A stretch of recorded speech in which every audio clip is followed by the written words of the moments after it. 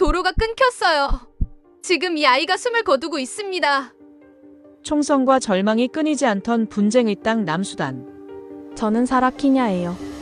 케냐계 영국인으로 런던에서 태어나 자랐지만 지난 15년간 아프리카 곳곳에서 국제개발 컨설턴트로 일해왔어요. 2019년 우기철 말라리아 쇼크로 쓰러진 6살 아이 벤자민을 품에 안고 절망하고 있었습니다. 병원까지 단 15km를 남기고 그 아이는 죽어가고 있었어요. 우기엔 트럭도 오토바이도 멈췄고 그 땅에선 일어나지 말아야 할 죽음들이 일상이었습니다. 무전은 불통, 도로는 진창이었죠. 제가 근무하던 유니세프 남수단 사무소에서 긴급 의료 지원을 요청했지만 응답이 없었어요. 헬기는 기상 악화로 뜰 수 없었고 구급차는 진흙탕에 빠져 움직일 수 없었습니다. 벤자민의 체온은 계속 올라가고 있었어요. 40도를 넘어서고 있었죠. 의식은 거의 잃은 상태였습니다. 제가 할 수 있는 건 아무것도 없었어요. 그냥 품에 안고 기적을 바라는 것뿐이었죠. 누군가 도와주세요. 제가 절규했습니다. 하지만 아무도 들을 수 없는 외침이었어요. 그때 기적 같은 차량 소리가 들려왔습니다. 한빛부대의 이동 진료 차량이었어요. 특수 제작된 군용 차량이라 진창길도 뚫고 올 수 있었나 봅니다. 차에서 내린 건 군인이었는데 손에 든 건 총이 아니라 청진기였어요. 한국군 의무병이 즉시 아이를 진찰하더니 응급처치를 시작했습니다. 링거를 놓고 해열제를 투여했죠. 전문적이고 신속한 처치였어요. 산소 마스크까지 씌워주면서 세심하게 돌봤습니다.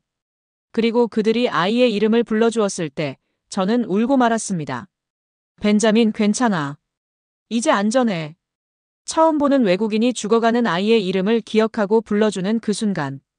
저는 뭔가 다른 걸 느꼈어요. 단순한 의료 지원이 아니라 진짜 관심과 애정이 담긴 목소리였거든요. 그들에게 벤자민은 단순한 환자가 아니라 소중한 한 사람이었던 거죠. 30분 후 벤자민은 의식을 되찾았어요. 한국군 의무병 박 상사가 미소 지으며 말했습니다. 이제 괜찮을 거예요. 열이 많이 내렸거든요. 국제사회에서 도움의 손길이 이어졌지만 누구도 버티지 못하고 하나둘 떠나갔죠. 2017년 일본 자위대 철수, 2018년 독일 개발협력단 축소, 2019년 프랑스 원조기관 철수. 안전상의 이유, 예산 부족, 정치적 부담을 이유로 모두 떠났어요.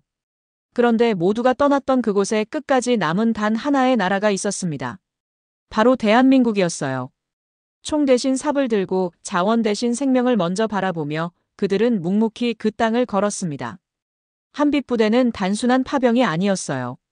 그들은 길을 만들었고 희망을 심었으며 기술과 신뢰를 남겼죠. 다른 나라들의 철수 이유는 명확했어요. 경제성, 안전성, 정치적 부담.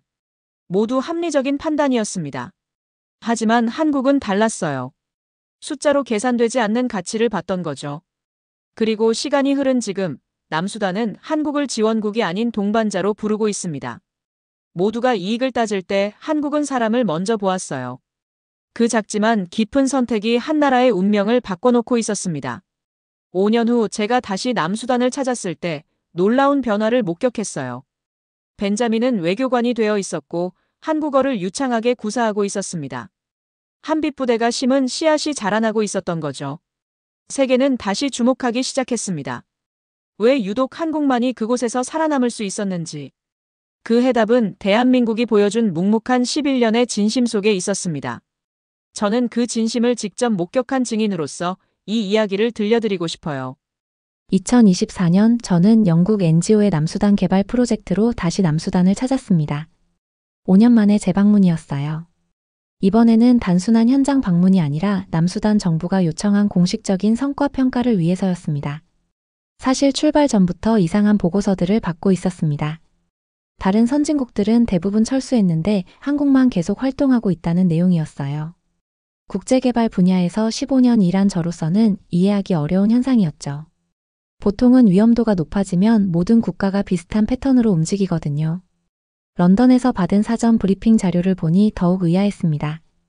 2020년 코로나19 팬데믹, 2021년 경제 위기, 2022년 홍수 피해, 2023년 부족 간 갈등 심화. 이 모든 어려움 속에서도 한국은 오히려 활동을 확대하고 있었어요. 보르 공항에 내렸을 때 첫 번째 확인이 됐습니다. 태극기가 여전히 그 자리에서 펄럭이고 있었어요. 5년 전과 똑같은 자리에서 말이죠. 더 놀라운 건 공항 인프라였습니다. 활주로가 완벽하게 정비돼 있었고 새로 설치된 시설들도 보였어요. 관제탑도 현대적으로 세 단장돼 있었죠. 함께 온 동료 평가단원들도 예상과 다른 모습에 당황했습니다. 브리핑에서 들은 것보다 훨씬 안정적이고 체계적이었거든요. 프랑스에서 온 피에르 단원은 5년 전과 완전히 다른 모습이라며 놀라워했어요. 유엔 기지로 향하는 길에서 두 번째 확인을 했습니다. 2017년 일본 자위대가 철수한 후 방치됐다던 시설들 옆으로 한국 한빛부대의 깔끔한 시설들이 오히려 확장된 모습이었어요. 태양광 패널이 새로 설치된 진료소, 최근에 포장한 듯한 도로, 그리고 여전히 묵묵히 일하는 한국 병사들.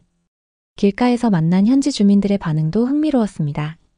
한국 차량을 보면 자연스럽게 손을 흔들며 인사했어요. 아이들은 태권도 동작을 흉내내며 따라오기도 했죠. 이런 모습은 다른 국가부대에서는 본 적이 없는 풍경이었어요. 현지 유엔 관계자 마크 윌슨이 제 궁금증을 해결해줬습니다. 지금 남수단에서 지속적으로 활동하는 선진국은 한국이 유일하다고 확인해줬어요. 다른 나라들은 2017년부터 2020년 사이에 모두 규모를 축소하거나 철수했다고 했습니다. 그는 더 자세한 설명을 해줬어요. 중국은 2018년 유전지역 공격 이후 대부분 철수했고, 일본은 2017년 안전상 이유로 완전 철수했다고 했습니다. 영국과 독일도 예산 삭감으로 규모를 대폭 줄였다고 하더군요. 차창 밖으로 보이는 태극기가 바람에 펄럭이고 있었습니다. 11년째 변함없이 그 자리를 지키고 있는 유일한 깃발이었어요. 주변에 있던 다른 나라 국기들은 하나둘 사라졌지만 태극기만은 여전히 그 자리에 있었죠. 국제개발 전문가로서 저는 이 현상의 이유를 반드시 파악해야겠다고 다짐했습니다. 왜 한국만 남을 수 있었을까? 다른 나라들이 포기한 이유는 무엇일까? 첫날 밤 저는 본격적인 조사 계획을 세웠어요. 일주일 동안 한국이 어떻게 이곳에서 살아남았는지 그 비밀을 찾아보기로 했죠. 이건 단순한 호기심이 아니라 전문가로서의 의무였어요. 이틀째, 저는 한국의 지속성을 이해하기 위해 구체적인 사례를 찾아보기로 했어요. 5년 전 제가 직접 목격했던 벤자민 구조 사건이 좋은 시작점이 될 것 같았거든요. 한국의 접근 방식을 보여주는 상징적인 사례였으니까요. 먼저 당시 상황을 정확히 파악해보고 싶었어요. 제 기억만으로는 부족했거든요. 현지 한빛부대 민사팀에 벤자민에 대해 문의했습니다. 놀랍게도 그들은 정확히 기억하고 있었어요. 2019년 11월 15일 오후 3시 30분 말라리아 응급환자 구조 사례라고 기록에 남아있더군요. 더 놀라운 건 그 이후의 기록이었어요. 아이의 안부를 지속적으로 확인하고 교육 지원까지 연결해줬다고 했거든요. 구조로 끝나는 게 아니라 그 이후까지 챙긴 거죠. 이런 세심함은 다른 곳에서 본 적이 없었어요. 민사팀장 김중령이 설명해줬습니다. 한빛부대는 모든 의료 지원 사례를 추적 관리합니다. 단순히 응급처치로 끝내는 게 아니라 완전한 회복까지 책임진다는 방침이거든요. 그들이 알려준 주소로 찾아가니 벤자민은 이제 존 벤자민이라는 이름으로 남수단 외교부에서 일하고 있었어요. 통역사가 된 거죠. 정부 청사 3층에 있는 국제협력과에서 근무하고 있었습니다. 사무실에서 존을 만났을 때 정말 놀랐어요. 5년 전 죽어가던 그 작은 아이가 이렇게 성장해 있었구나. 키는 170cm가 넘어 보였고 깔끔한 정장을 입고 있었어요. 존도 저를 기억하고 있었습니다. 사라 씨, 정말 오랜만이에요. 존이 반갑게 인사했어요. 유창한 영어였죠. 존이 그날의 기억을 생생히 들려줬어요. 한국 의무병 박 상사가 자신의 이름을 불러주며 치료해준 일, 그 이후 한빛부대에서 운영하는 교육 프로그램에 참여하게 된 과정들을요. 모든 걸 정확히 기억하고 있었습니다. 정말 놀라웠던 건 그 다음 이야기였어요. 존은 한국어를 독학으로 배웠다고 했거든요. 한빛부대에서 운영하는 라디오 방송을 들으면서요. 매일 오후 6시에 30분씩 방송되는 한국어 교실을 4년간 들었다고 했어요. 태권도도 배웠다고 했습니다. 한빛부대에서 매주 토요일마다 운영하는 태권도 교실에 참석했다고 해요. 지금은 2단까지 땄다며 자랑스럽게 말했죠. 한국 문화에 대해서도 깊이 알게 됐다고 했어요. 존이 더 자세히 설명했어요. 2020년에는 한국 정부 초청으로 서울에서 3개월간 연수를 받았다고 했거든요. 외교부 산하국제협력원에서 통역 과정을 이수했다고 하더군요. 그때 한국의 발전상을 직접 보고 큰 감동을 받았다고 했습니다. 한국은 저에게 두 번째 생명을 준 나라예요. 존이 진지하게 말했어요. 단순히 목숨을 구해준 것이 아니라 미래를 만들어준 나라거든요. 그래서 한국어를 배웠고 지금 이 일을 하고 있습니다. 존의 사무실 책상 위에는 한국어 사전과 태극기 소품이 놓여 있었어요. 컴퓨터 바탕화면도 서울 야경 사진이었죠. 진짜 한국을 사랑하는 마음이 느껴졌습니다. 이 만남을 통해 저는 한국 방식의 핵심을 이해하기 시작했어요. 일회성 지원이 아니라 지속적인 관계 맺기. 구조로 끝나는 게 아니라 성장까지 함께하는 것. 이게 한국이 다른 나라들과 구별되는 지점이었구나. 존과의 대화는 3시간 넘게 이어졌어요. 그 과정에서 더 큰 그림이 보이기 시작했거든요. 한국은 사람에게 투자한다는 철학이 있었어요. 건물이나 장비가 아니라 사람을 키우는 데 집중했던 거죠. 저는 이제 다른 사람들에게 그 꿈을 전해주고 싶어요. 존이 마지막에 말했습니다. 한국이 저에게 해준 것처럼 저도 남수단의 젊은이들에게 희망을 주고 싶거든요. 다른 나라들은 왜 떠났을까? 이 질문에 대한 답을 찾아야겠다고 생각했어요. 존과의 만남 이후 저는 더 체계적인 비교 분석이 필요하다고 판단했습니다. 한국의 성공을 이해하려면 다른 나라들의 실패 원인을 파악해야 했어요. 셋째 날부터 본격적인 국가별 철수 사례 조사를 시작했습니다. 가장 먼저 일본 사례를 조사했어요. 2017년 5월 자위대 350여 명을 완전 철수시킨 케이스였죠. 현지에 남아있던 일본계 NGO 직원 다나카 씨를 만나 당시 상황을 들어봤습니다. 다나카 씨가 설명한 철수 이유는 명확했어요. PKO 참가 5원칙 위배였다고 했습니다. 특히 분쟁 당사자들의 정전 합의 조건과 중립성 원칙이 흔들렸다는 판단이었다고 하더군요. 일본은 이런 원칙에 어긋나면 즉시 철수하는 정책을 고수했다고 했어요. 그는 당시 아베 총리의 결정 과정도 설명해줬습니다. 2016년 7월 주바에서 발생한 무력 충돌 이후 일본 내 여론이 급격히 악화됐다고 해요. 자위대원의 안전을 우려하는 목소리가 높아졌고 결국 철수 결정이 내려졌다는 거였죠. 중국 사례는 더 직접적이었습니다. 중국계 석유회사 CNPC 현지 담당자 리 매니저를 만났어요. 중국은 유전 지역에서 공격을 받은 후 경제적 손익 계산을 다시 했다고 해요. 투자 대비 위험도가 너무 높다고 판단한 거죠. 리 매니저는 솔직하게 말했습니다. 중국 기업들에게 남수단은 이제 수익성이 없는 시장이라고 했어요. 2018년 해글리그 유전 지역에서 중국 기술자 3명이 납치된 사건이 결정적이었다고 하더군요. 그 이후 중국 정부는 대부분의 인력을 철수시켰다고 했습니다. 프랑스 케이스도 흥미로웠어요. 수력 발전 프로젝트를 진행하다가 주민들과의 충돌이 격화됐다고 했습니다. 전 프랑스 대사관 정무참사관 마르틴 씨를 만나 당시 상황을 들어봤어요. 마르틴 씨가 설명했습니다. 프랑스는 복잡한 갈등 상황에 개입하기엔 정치적 부담이 너무 크다고 판단했다는 거였어요. 2019년 나일강 상류댐 건설을 둘러싼 부족 간 갈등이 격화되면서 프랑스 엔지니어들이 위협을 받았다고 해요. 미국은 NGO 직원 납치 사건 이후 안전 문제를 이유로 대부분의 민간 지원을 중단했습니다. 전 미국 영사관 직원 존슨 씨를 만났어요. 미국식 접근법은 안전이 보장되지 않으면 즉시 철수라고 하더군요. 존슨 씨는 2020년 월드비전 직원 납치 사건을 구체적으로 설명해 줬어요. 미국 시민 2명이 포함된 납치 사건이었는데 이 사건이 미국 정부의 정책 변화를 가져왔다고 했습니다. 인명보호가 최우선이라는 원칙 때문에 대부분의 활동을 중단했다고 하더군요. 패턴이 보이기 시작했어요. 원칙 위배, 경제성 악화, 정치적 부담, 안전 문제. 모든 나라가 합리적이고 명확한 기준으로 철수를 결정했던 거예요. 나름대로 타당한 이유들이었죠. 그런데 한국은 달랐습니다. 똑같은 위험과 어려움에 직면했지만 다른 선택을 했어요. 2013년 내전 때도, 2016년 대홍수 때도, 2019년 경제위기 때도 한빛부대는 그 자리에 남아 있었거든요. 현지 주민 마리아와의 인터뷰에서 핵심을 발견했습니다. 50대 여성인 마리아는 보르 시장에서 과일 장사를 하고 있었어요. 그녀는 지난 11년간 모든 변화를 지켜본 산증인이었죠. 마리아가 말했습니다.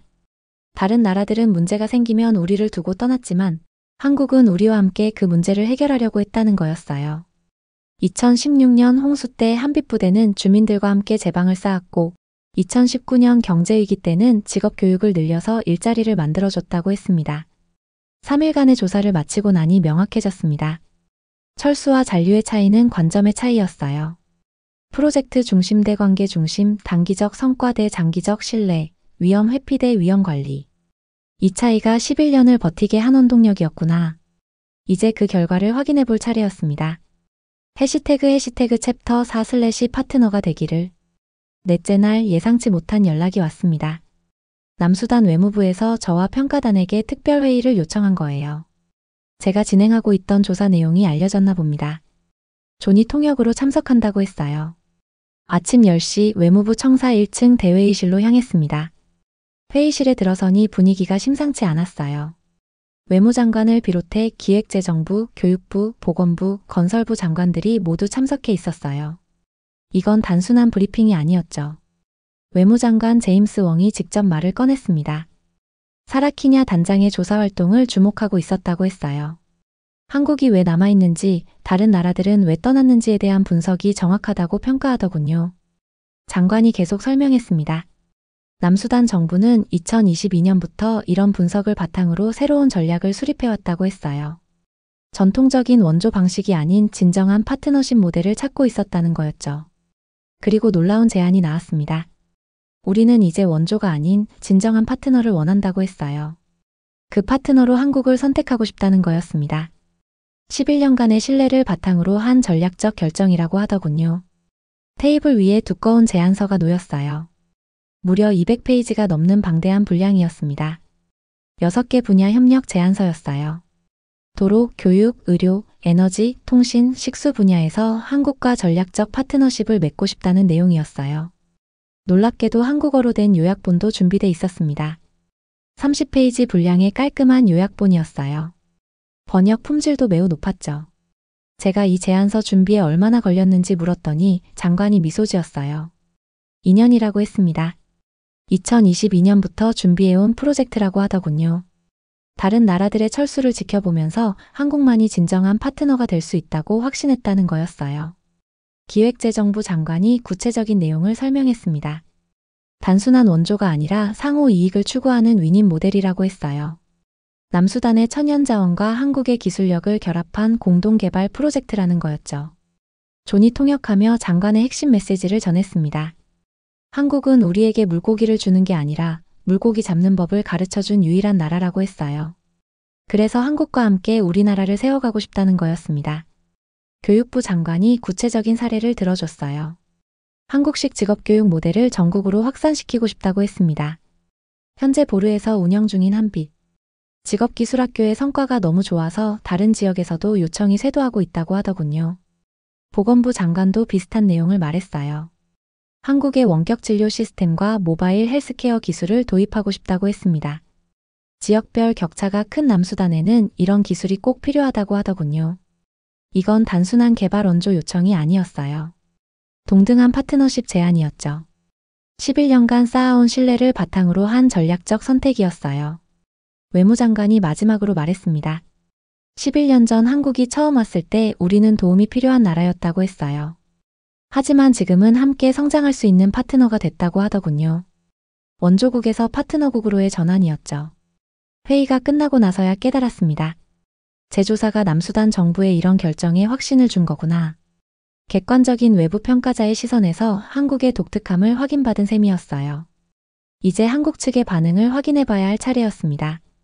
다섯째 날 저는 한국 측의 대응을 확인하기 위해 한빛부대를 방문했습니다. 남수단의 파트너십 제안에 대한 한국 정부의 입장을 들어봐야 했거든요. 마침 서울에서 검토단이 파견돼 있었어요. 한빛부대 본부는 UN 보르기지 내에 위치해 있었습니다. 깔끔하게 정리된 시설들이 인상적이었어요. 다른 나라 부대들과 확연히 구별되는 체계적인 모습이었죠. 그런데 놀라운 사실을 발견했습니다. 한국 정부는 이미 남수단의 제안을 예상하고 있었다는 거예요. 아니, 예상을 넘어서 완벽하게 준비하고 있었어요. 한빛부대 회의실에는 이미 두꺼운 자료집들이 준비돼 있었습니다. 서울에서 온 검토단장 김 과장이 설명했습니다. 외교부, 기재부, 국토부, 교육부 합동 태스크포스가 2019년부터 가동되고 있었다고 해요. 남수단과의 전략적 파트너십 가능성을 검토해온 거였죠. 오후 2시 실무회의가 시작됐습니다. 저를 포함한 평가단도 참관할 수 있었어요. 영국, 프랑스, 독일에서 온 동료 평가단원들의 날카로운 질문이 쏟아졌습니다.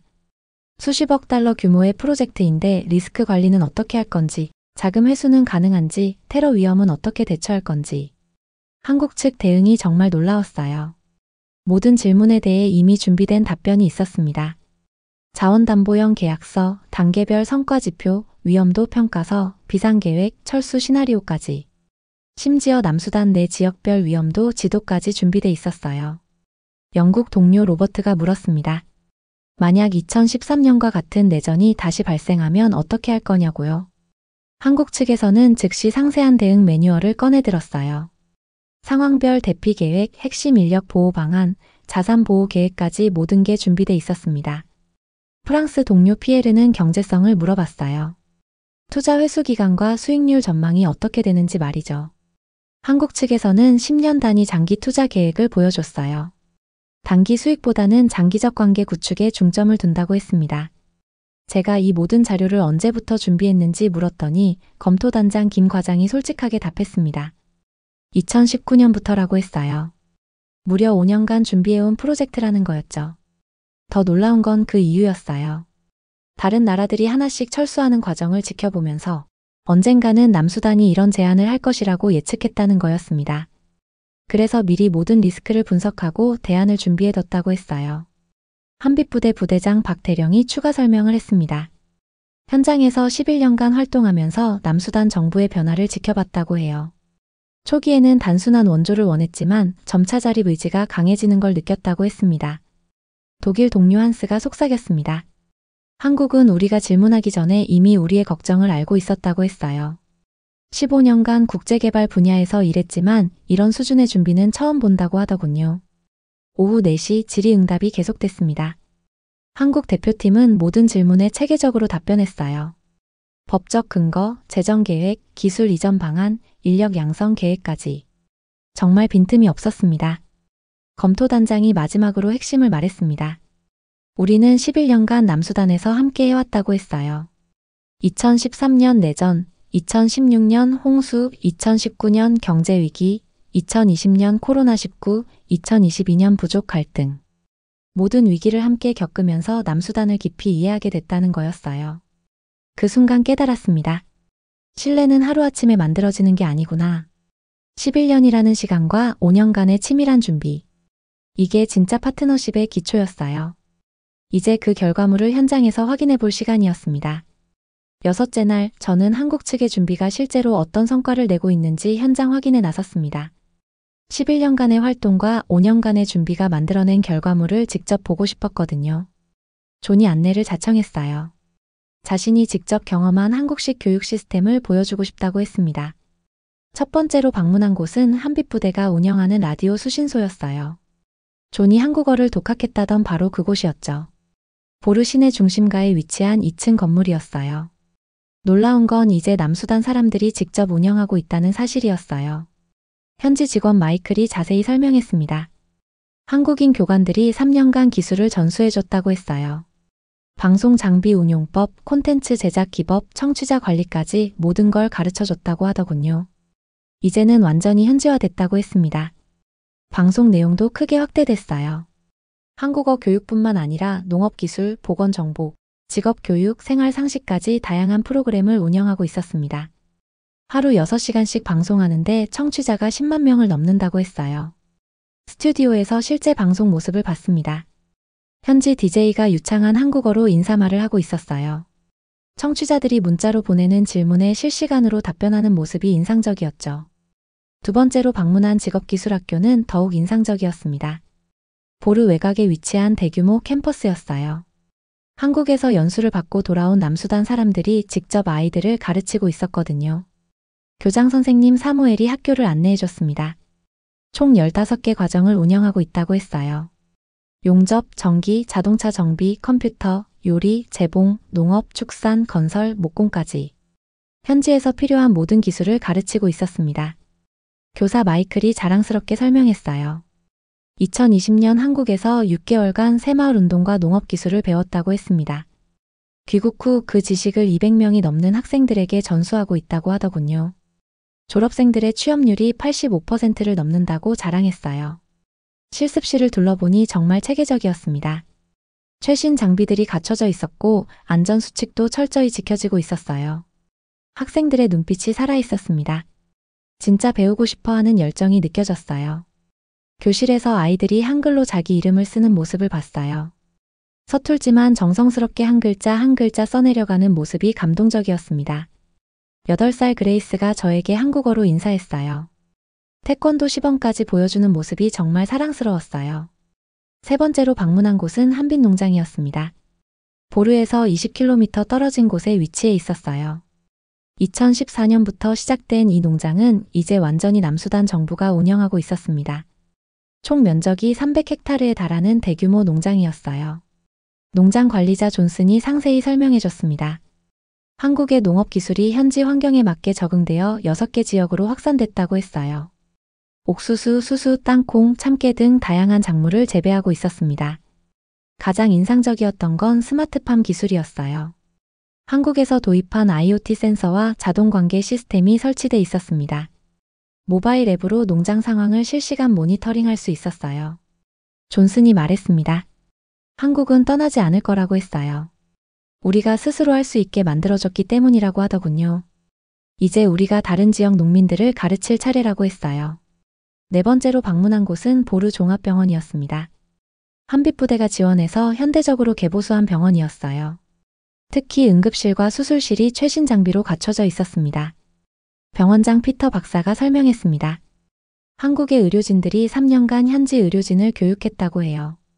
이제는 대부분의 수술을 현지 의료진이 직접 수행할 수 있다고 했습니다. 원격 진료 시스템도 인상적이었어요. 서울대병원과 직접 연결돼 어려운 케이스는 실시간 화상 상담을 받을 수 있었습니다. 이런 시스템은 아프리카에서 처음 보는 거였어요. 하루 종일 현장을 돌아보며 깨달았습니다. 한국은 단순히 도움을 주는 게 아니라 자립할 수 있는 시스템을 만들어주고 있었구나. 이게 진짜 지속 가능한 개발 협력이었어요. 나눔이 아니라 전수, 원조가 아니라 파트너십. 이것이 한국 방식의 핵심이었습니다. 이제 마지막 조사만 남았어요. 이 모든 활동이 실제로 어떤 변화를 만들어냈는지 데이터로 확인해 볼 차례였습니다. 일주일째 되는 날, 저는 현장에서 본 것들을 객관적 데이터로 검증해 보기로 했습니다. 평가단장으로서 감정에 휩쓸리지 않고 냉정하게 분석해야 했거든요. 한국의 11년 활동이 실제로 어떤 변화를 만들어냈는지 숫자로 확인하고 싶었어요. 한빛부대 작전지원대에서 축적된 데이터를 제공받았습니다. 놀라운 건 2013년부터 현재까지 모든 활동이 정밀하게 기록돼 있었다는 사실이었어요. 월별, 지역별, 분야별로 체계적으로 정리된 11년간의 데이터였죠. 작전지원대장 이중령이 설명했습니다. 한빛부대는 모든 활동을 데이터베이스화해서 관리한다고 했어요. 단순한 활동 기록이 아니라 성과 측정과 개선 방안 도출을 위한 체계적 데이터 관리라고 하더군요. 첫 번째로 확인한 건 의료 분야 데이터였어요. 환자 진료 누적 1만 247명, 예방접종 8,156건, 응급환자 구조 156건, 현지 의료진 교육 89명. 숫자만 봐도 엄청난 규모였습니다. 특히 인상적이었던 건 추적 관리 시스템이었어요. 치료받은 환자들의 회복 상태를 6개월 단위로 추적 조사한다고 했어요. 벤자민처럼 완전히 회복된 케이스가 94.7%에 달했습니다. 두 번째로 확인한 건 교육 분야였어요. 한국어 교육 이수자 1,247명, 태권도 교육 이수자 2,156명, 직업기술 교육 이수자 3,089명, 농업기술 교육 이수자 1,834명. 총 8,326명이 각종 교육 프로그램을 이수했어요. 이 사람들의 현재 상황도 추적 조사돼 있었습니다. 정부기관 취업자 234명, 민간기업 취업자 1,567명, 창업자 445명, 교사 및 강사 189명. 대부분이 안정적인 직업을 갖고 있었어요. 세 번째는 인프라 분야였습니다. 도로 보수 총 147km, 교량 건설 23개소, 우물 굴착 67개소, 학교 건설 및 보수 12개소, 병원 및 보건소 보수 8개소. 규모가 정말 방대했어요. 특히 놀라웠던 건 도로 분야였습니다. 한빛부대가 보수한 도로들의 물류비 절감 효과가 평균 35%에 달했어요. 보르 주바간 주요 도로의 경우 물류비가 42% 절감됐다고 했습니다. 네 번째는 농업 분야였어요. 한빛 농장에서 개발한 농업 기술이 6개 지역으로 확산되면서 해당 지역 농업 생산성이 평균 68% 향상됐다고 했습니다. 특히 옥수수와 수수의 단위 면적당 수확량이 크게 늘었어요. 하지만 정말 중요한 건 숫자 뒤에 숨겨진 이야기들이었습니다. 존을 다시 만나 이 데이터들에 대해 이야기했어요. 존이 말했습니다. 한국이 남긴 건 건물이 아니라 희망이었다고 했어요. 11년 전 자신은 죽어가는 아이였는데 지금은 국가의 외교관이 됐다는 거예요. 이게 진짜 변화라고 했습니다. 현지 주민 요한과의 인터뷰도 인상적이었어요.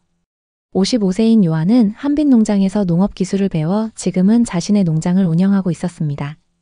수입이 5년 전에 3배로 늘었다고 했어요. 다른 나라들은 프로젝트를 끝내고 떠났지만 한국은 사람을 남겼다고 했습니다.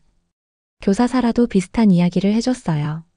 한국에서 교육 연수를 받고 돌아와 지금은 100명이 넘는 학생들을 가르치고 있다고 했습니다. 학생들이 한국어로 편지를 써서 한빛부대에 보내면 답장을 받는다고 했어요. 가장 놀라운 데이터는 따로 있었어요.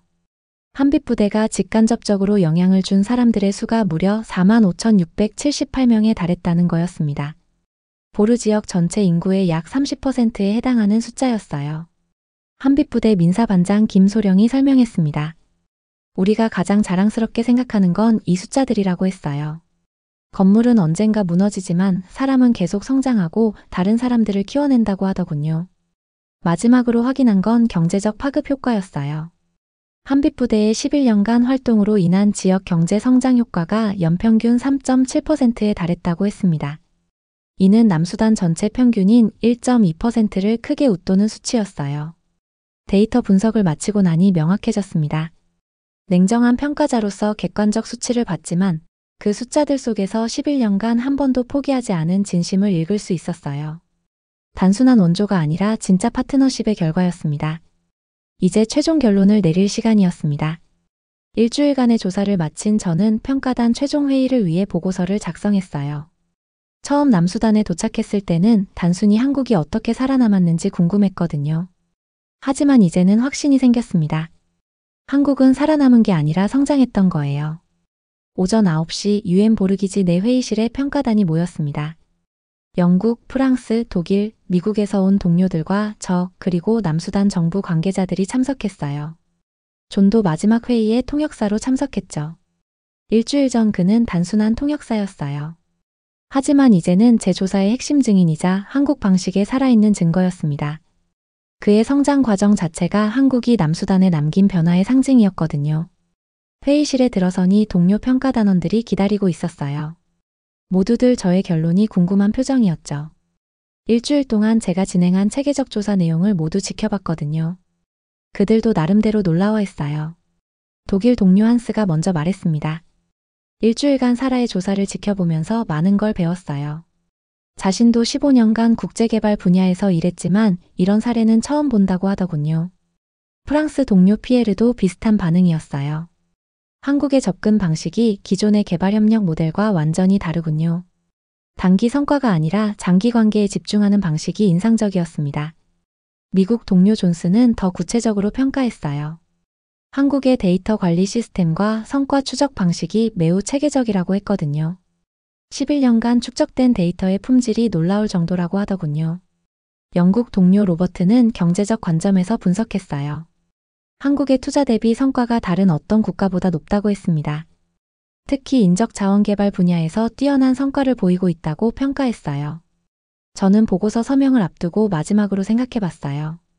왜 한국을 추천하게 됐을까? 한국이 우리를 도왔기 때문이 아니에요. 도움을 주는 나라는 많았거든요.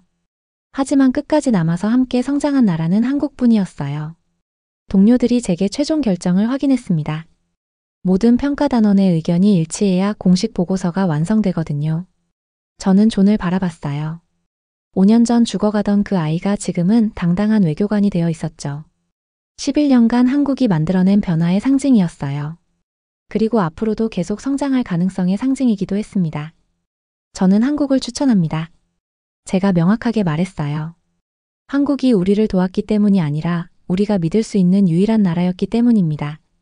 11년간 한 번도 약속을 어기지 않았고 위기 때마다 함께했으며 우리의 성장을 진심으로 원했던 나라거든요. 회의실이 조용해졌어요.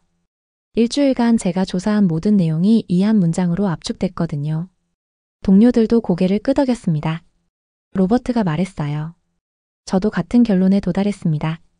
한국의 지속성과 일관성이 다른 나라들과 구별되는 핵심이라고 평가해요. 피에르도 동의했어요. 한국의 장기적 관점과 인내심이 결국 신뢰를 만들어냈군요. 이런 신뢰 기반의 파트너십이 진정한 개발협력 모델이라고 생각합니다. 11년간 한 번도 떠나지 않았고 5년 전부터 파트너십을 준비해왔으며 앞으로도 함께할 나라. 그게 한국이에요. 보고서 마지막 줄에 이렇게 적었습니다. 한국은 우리를 돕던 나라에서 함께 미래를 세워가는 나라가 되었습니다. 이것이 진정한 개발협력의 모델이에요. 존이 한국어로 말했어요. 감사합니다. 한국과 남수단이 함께 만들어갈 미래가 기대됩니다. 그의 유창한 한국어가 11년간의 성과를 상징적으로 보여줬어요. 회의를 마치고 나서 동료들과 함께 저녁을 먹었습니다. 모두들 이번 조사에서 많은 걸 배웠다고 했어요. 특히 장기적 관점의 중요성과 신뢰 구축의 가치를 새롭게 인식하게 됐다고 하더군요. 그날 밤 태극기가 펄럭이는 모습을 보며 생각했어요. 저 깃발이 남수단에 남아있는 이유. 그리고 앞으로도 계속 그 자리에 있을 이유를 말이죠. 일주일간의 조사가 끝났지만 진짜 이야기는 지금부터 시작일 거예요. 우리를 돕던 나라에서 함께 세운 나라로. 이게 한국이 만들어낸 기적이었어요. 그리고 저는 그 기적의 증인이 되었습니다. 오늘의 사연은 여기까지예요. 구독과 좋아요는 다음 영상 제작에 정말 큰 힘이 됩니다. 오늘도 행복하시길 진심으로 바랄게요. 끝까지 시청해주셔서 정말 감사합니다.